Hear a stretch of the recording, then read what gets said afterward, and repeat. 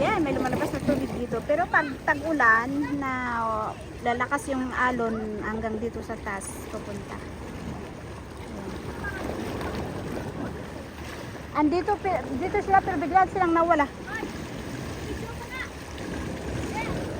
Nakakain ba to? Oo, nakakain nga yan.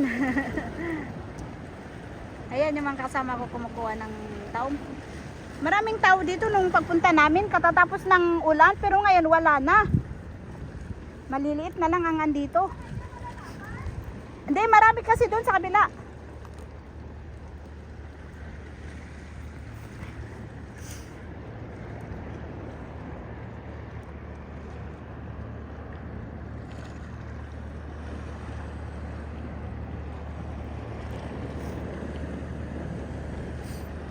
Mga seaweeds.